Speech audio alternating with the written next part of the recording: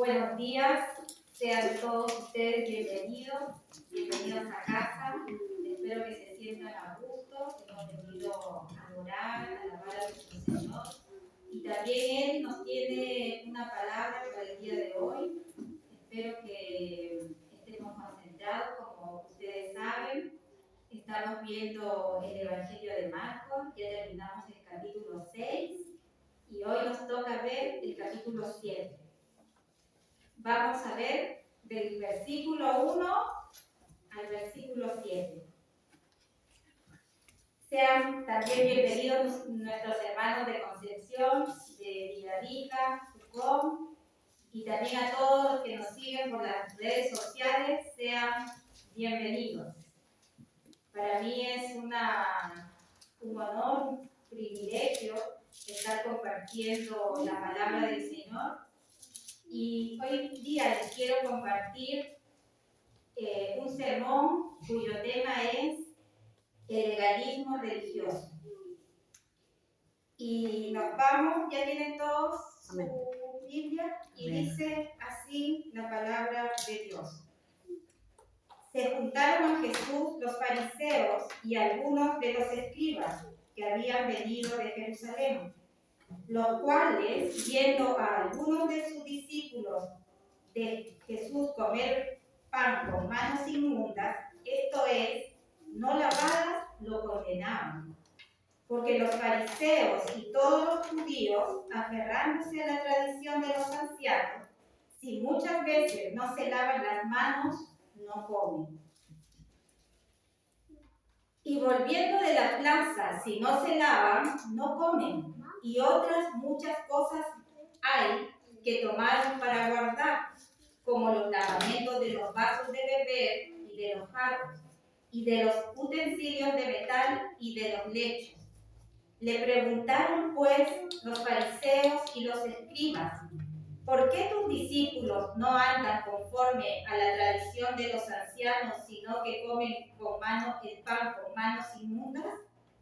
Respondiendo él les dijo, hipócritas, bien profetizó de vosotros Isaías, como está escrito, este pueblo de labios me honra, mas su corazón está lejos de mí.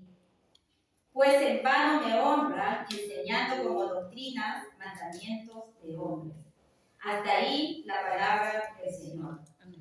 Padre del cielo, te doy gracias porque tenemos tu palabra, la cual nos ayuda a comprender cómo es tu corazón, qué es lo que quieres para nosotros. Que tu Espíritu Santo me guíe el día de hoy para llevar a toda verdad. Que tu palabra sea luz en nuestro camino. Gracias también te damos por todo lo que haces por nosotros, por tus bendiciones. Ayúdame para ser un instrumento en tus manos y que tú me uses para glorificar tu nombre. Ayuda a mis hermanos que estemos preparados con nuestros corazones, nuestras mentes abiertas para escucharte.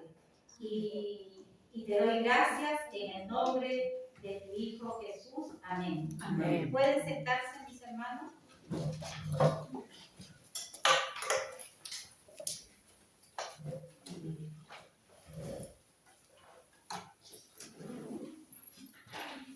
Han surgido diferentes doctrinas que han sido usadas y son usadas por Satanás para separar a los cristianos de la verdad.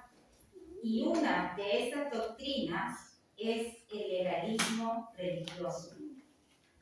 El legalismo significa poner reglas y tradiciones por encima de los mandamientos de Dios.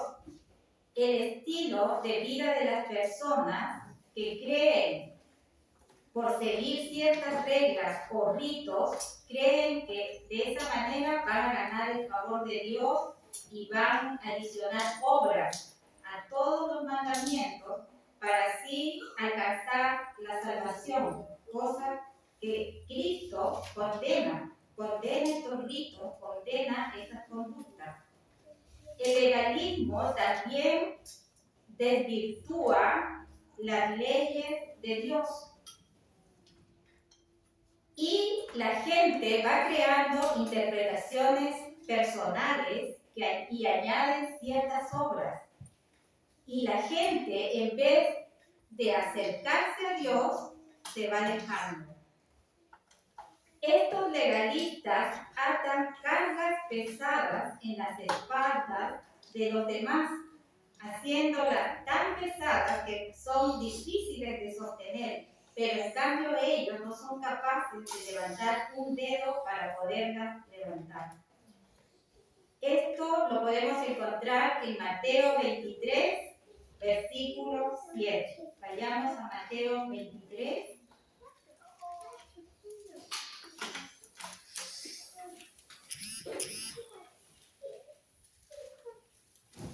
Versículo 7.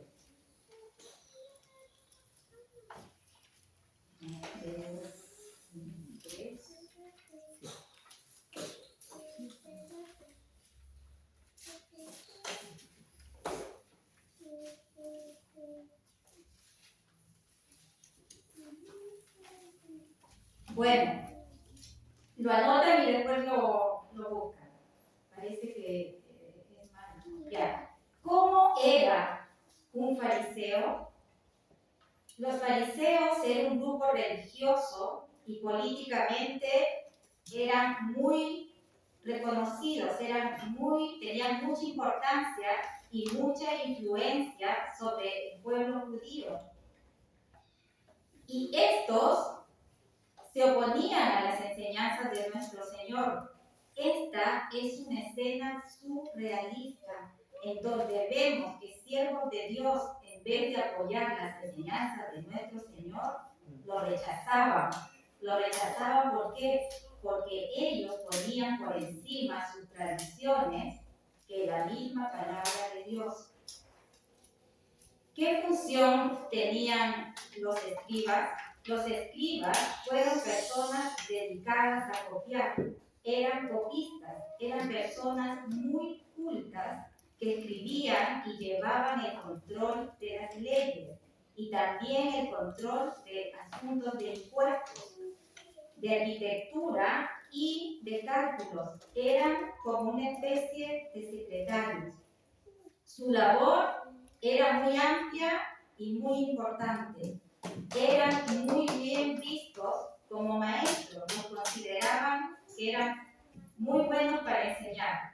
Los fariseos y los escribas son considerados y comparados el día de hoy como los falsos pastores. Vamos al versículo 1. Marcos. Dice, se juntaron a Jesús los fariseos y algunos de los escribas que habían venido de Jerusalén. En Jerusalén estaban los fariseos más importantes, los más reconocidos, y todos anhelaban enseñar y servir en Jerusalén. Como sabemos que nuestro Señor, ¿dónde hizo su ministerio? Su ministerio lo hizo en Galilea. En Galilea también había fariseos, pero no eran tan famosos que los de Jerusalén. Entonces, parece que aquí los fariseos que estaban en Galilea se contactaron con los fariseos que estaban en Jerusalén.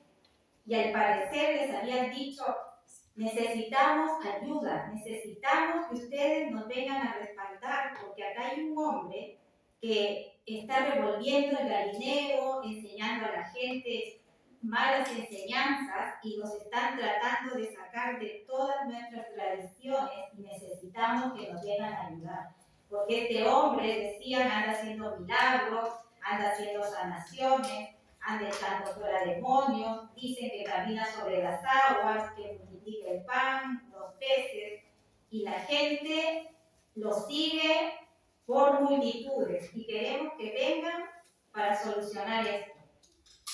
Entonces, vienen los fariseos de Jerusalén, pero también sabemos que no era la primera vez que venían los fariseos a Jerusalén. Jerusalén, ya habían venido antes. Y esto lo vamos a ver en Marcos 3, vayamos a Marcos 3, 22.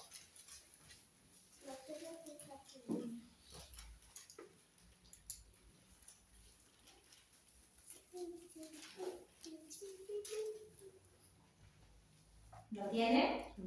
Pero los escribas que habían venido de Jerusalén decían que venía a Beelzebú y que por el príncipe de los demonios echaba fuera los demonios. O sea, ya había venido a ver esta situación porque los había impactado que cómo él echaba los demonios.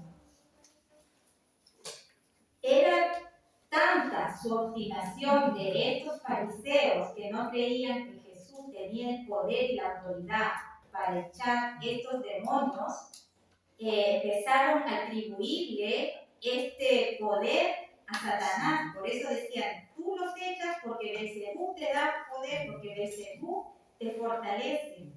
Y el Señor estas palabras, estos dichos, no los perdonó, no lo condenó. Vayamos al versículo del mismo capítulo, al versículo 28 y 29.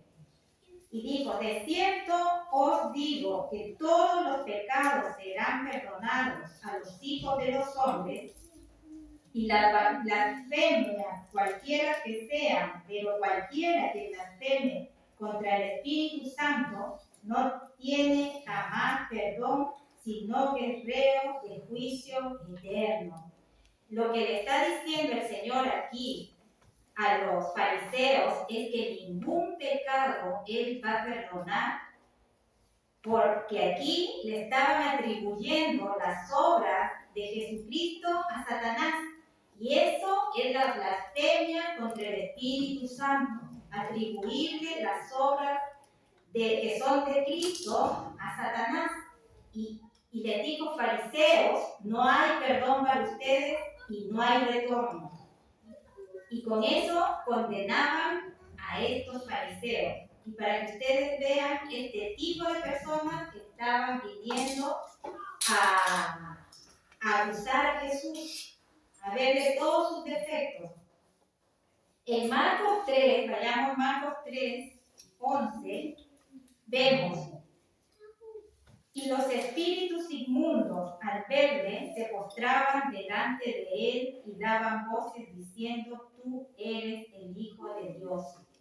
Podemos ver que aquí los demonios reconocían el poder de nuestro Señor y se postraban delante de él y lo reconocían que era el Hijo de Dios. Y también reconocían que eran respaldados, que Jesús era respaldado por Dios mismo. Jesús enseñaba con autoridad, enseñaba y caía en simpatía a la multitud. Por esta razón, estos hombres, estos fariseos estaban llenos de envidia, estaban llenos les molestaba. Y lo único que querían era matar a nuestro Señor. Pero no podían hacerlo porque mucha gente lo seguía hasta ese momento. Porque más adelante vemos que las cosas se invierten.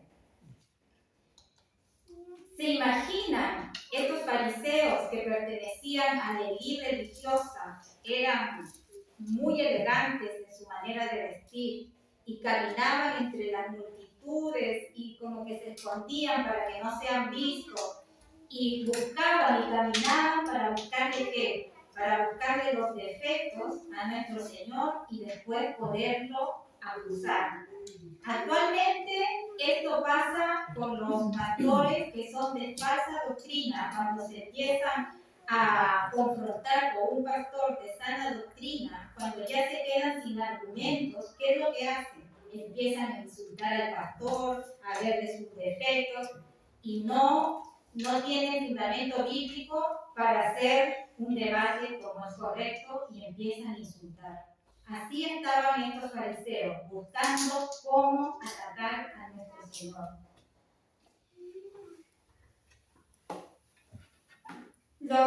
Los fariseos llegaron en un momento y encontraron a sus discípulos de esta manera. Vamos a ir al versículo 2 al 5.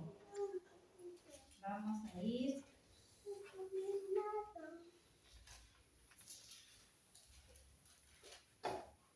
Los cuales, viendo a algunos de los discípulos de Jesús comer pan con manos inmundas, esto es, no lavadas, los condenaban, porque los fariseos y todos los judíos, aferrándose a la tradición de los ancianos, si muchas veces no se lavan las manos, no comen.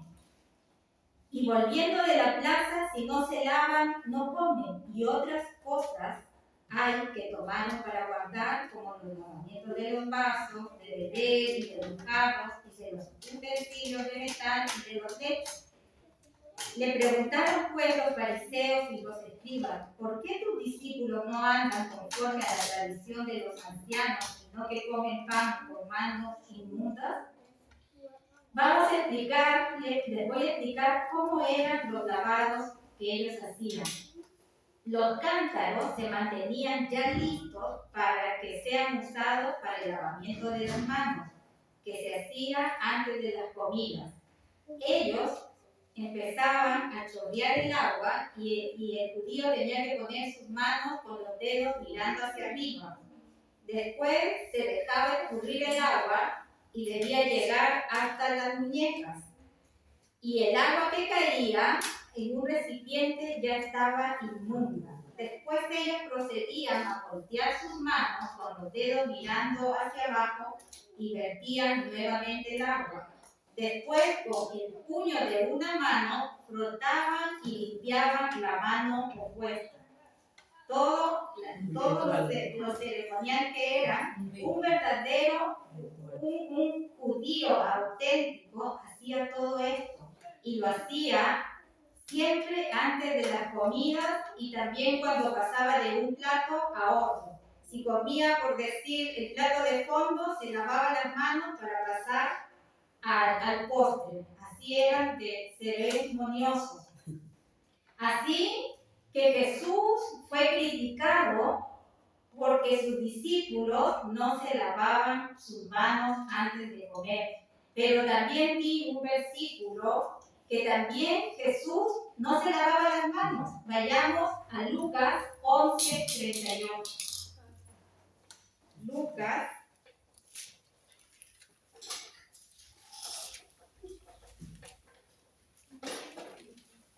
11:38.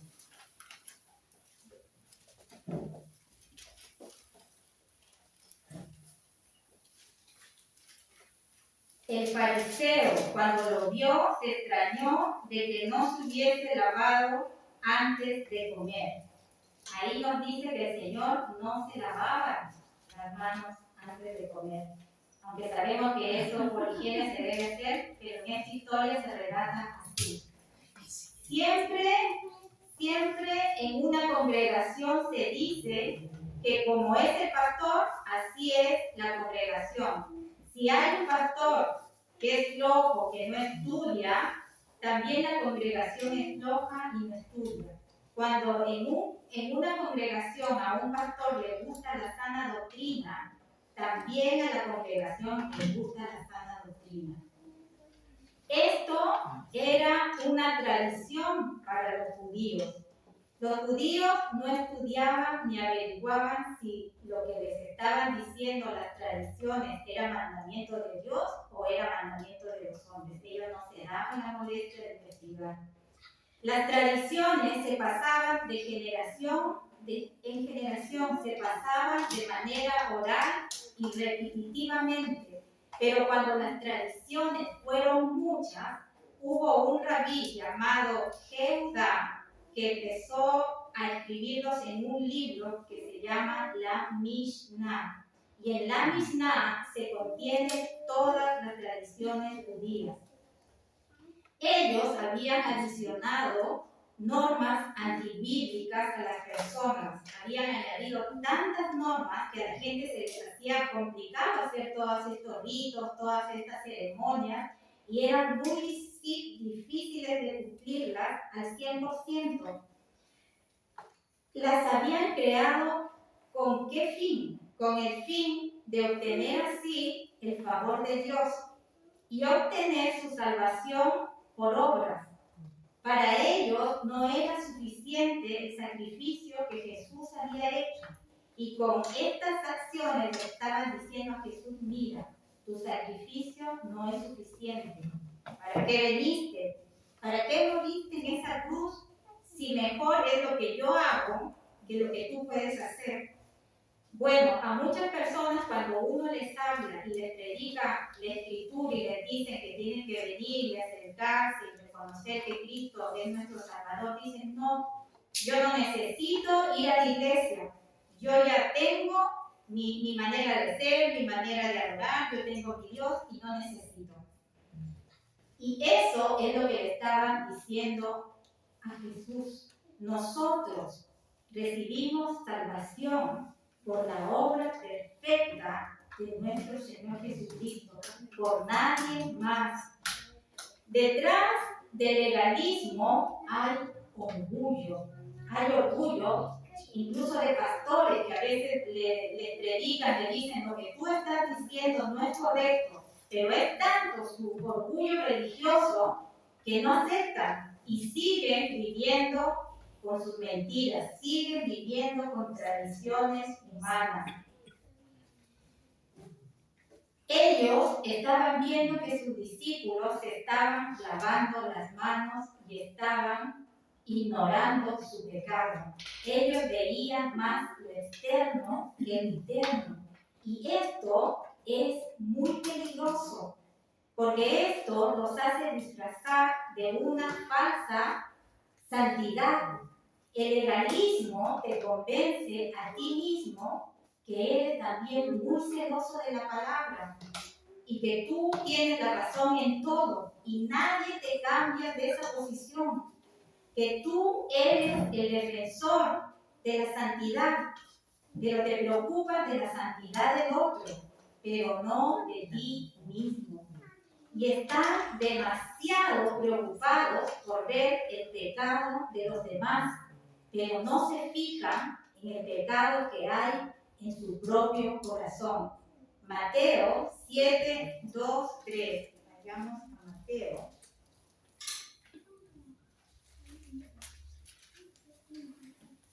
Siete, 2 al 3. Porque con el juicio con que juzgáis, seréis juzgados, y con la medida con que medís, os será medido. ¿Y por qué miras la paja que está en el ojo de tu hermano y no echas de ver la viga que está en tu propio ojo? Muchas veces nos preocupamos de ver todos los defectos de los demás, pero lo último que hacemos es mirar nuestros errores, es mirar en qué estamos mal. ¿Y por qué hacemos esto mirando los defectos de los demás? Para nosotros ser exaltados. Por ejemplo, hay hermanos que llegan más temprano que otros hermanos y porque llegan tarde dicen: oh, mira, este llegó tarde, en cambio yo siempre llego temprano. Y así se exaltan. ¿Para qué? Para que les digan: uy, qué bueno, qué detallista el hermanito.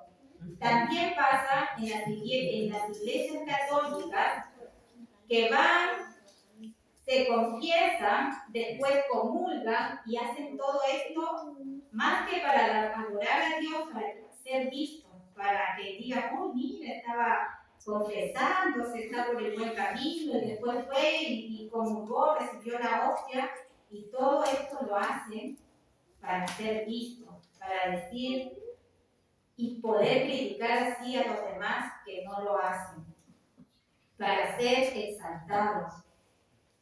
¿Qué es lo que estás buscando a través de lo que haces? ¿Buscas ser exaltado para que otros te vean o buscas a Dios? ¿Qué es lo que te motiva a estar aquí? Venir y decir: no, yo soy un buen cristiano, llego al culto, o vienes porque realmente amas las cosas de Dios o quieres ser visto por los demás. Si algún día te encuentras meditando más en los pecados de los demás que en los propios, empieza a preocuparte, porque este es uno de los primeros síntomas para que inicie en tu vida el legalismo. Podemos ver que los escribas y los fariseos le daban mucha importancia a las tradiciones humanas, más que a los mandamientos de Dios. Esto ocurre mucho en la Iglesia Católica Romana. Igualan la tradición con la revelación bíblica y a veces la anteponen más las tradiciones que las sagradas escrituras, de modo que siguen la idolatría, siguen practicando algo que Dios condena. Y esto lo podemos encontrar en Isaías 44, del 9 al 19. Les dejo una tarea para que lo lean, porque es muy importante lo que dice aquí. Me encantó Isaías 44, 9 al 19. Así que lean para que le compartan a conocidos católicos y logren entender que no es correcto adorar imágenes. Por ejemplo, también tenemos el bautismo de un bebé. Los bebés aún no tienen conciencia.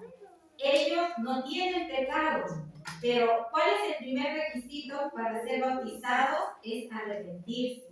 Es reconocer que Jesús es nuestro Señor y Salvador, de que vamos a pasar de muerte a vida. Pero un bebé no tiene idea de todo esto. O sea que esto es un rito. Esto es un engaño. También vemos en lo que dicen tienes que hacer la primera comunión. Tienen tradiciones como el no comer carne en Semana Santa. Tienen también las tradiciones de que tú tienes que pagar los favores. Y hacen mandas, hacen unas mandas espectaculares y llegan a la Virgen arrastrándose, llenos de heridas, con cargamentos pesados en la espalda. Y para ellos esos ritos son más importantes que el sacrificio de Jesús. Entonces, ¿qué le estamos diciendo a Jesús cuando estamos haciendo estas cosas? Desprecio y sacrificio. Mejor es lo que yo haga que lo que tú hiciste en esa cruz. Y esto es legalismo. Los que piensan así son personas legalistas, son legalistas religiosos, tienen una falsa espiritualidad.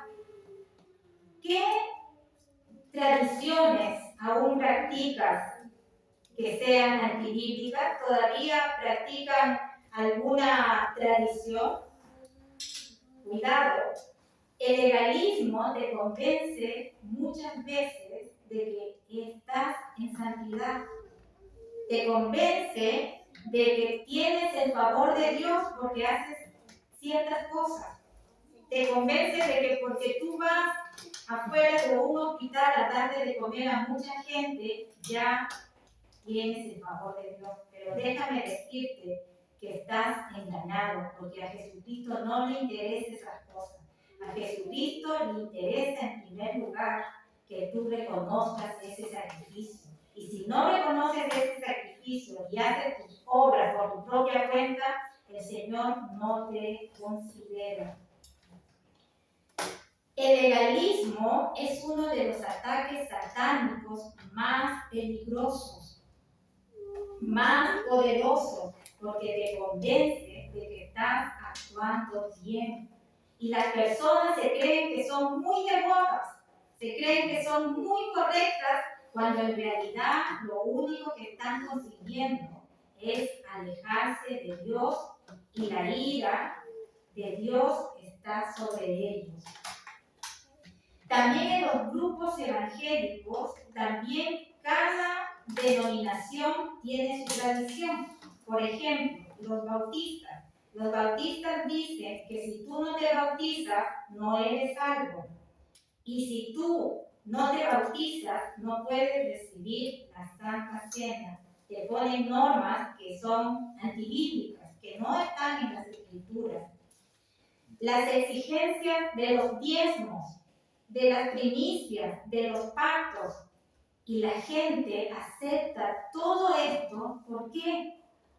Porque no estudian, porque no averiguan si lo que les está diciendo el pastor es correcto. En las iglesias de la falsa doctrina creen que por el simple hecho de diezmar ya están bien con Dios, independiente de que ellos están en pecados, en cosas que Dios no le agrada, pero ellos limpian su conciencia yendo a la iglesia y dicen diezmo y le dan a Dios, y lo único que están consiguiendo es la ira de Dios. Y con esto reemplazan la devoción real que un verdadero cristiano debe tener con obras que son inútiles. ¿Qué se predica en las iglesias de falsa doctrina? En estas iglesias, para conseguir que las personas sean engañadas, mezclan las tradiciones con algunos versículos. Y la gente se encanta con eso, porque dicen, total, aquí hay palabra de Dios, pero no saben que estos predicadores meten la metafísica, meten pensamientos filosóficos, y como les gusta el esoterismo, el misticismo, las iglesias de falsa doctrina están llenas, porque les gusta lo esotérico, lo que escuchan voces, que vi por aquí, eso les encanta, y van a esas iglesias que están llenas. ¿Cuál es la manera para combatir el legalismo religioso? La manera es conocer profundamente las Escrituras. Cuando no las conoces, puedes caer en legalismo. Ellos estaban creando normas, pero nosotros debemos distinguir claramente entre los mandamientos que son de Dios y los mandamientos que son de los hombres. En los versículos 6 y 7,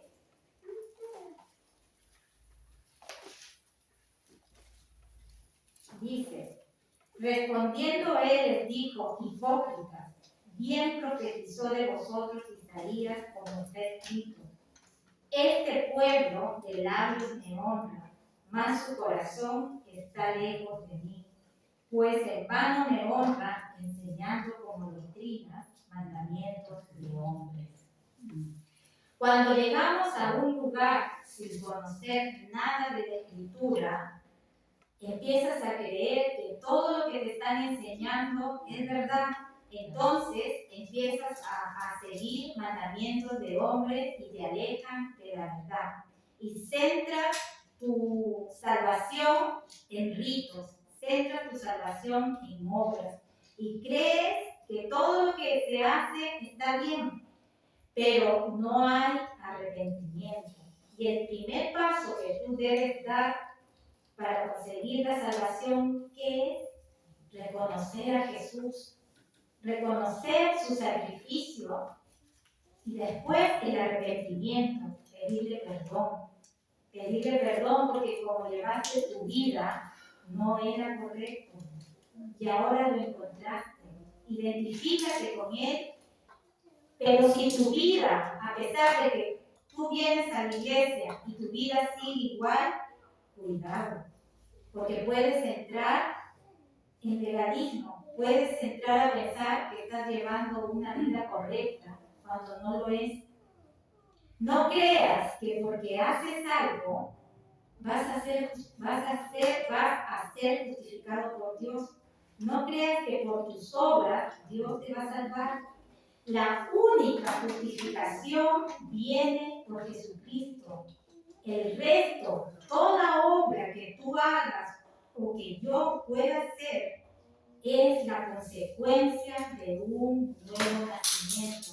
Cuando nosotros nacemos nuevamente y hacemos cosas de solidaridad, cosas de ayudar a un hermano, lo hacemos de manera natural, lo hacemos por gratitud, por lo que Dios ha hecho en nuestras vidas, por ese sacrificio y porque Él nos rescató de la oscuridad a su luz, porque nos dio nueva vida. Lo hacemos por eso, por agradecer, porque queremos agradar a Dios, no porque queremos ser vistos.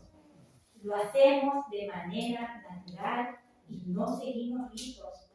Y lo que hacemos es cumplir los mandamientos, ser personas íntegras. Debemos amar a Dios sobre todas las cosas. Concéntrate en tu relación con Dios.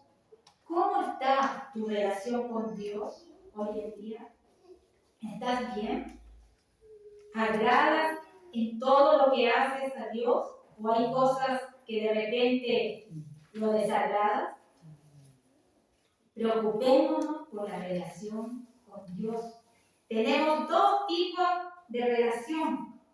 La relación vertical es la relación que tenemos con Dios.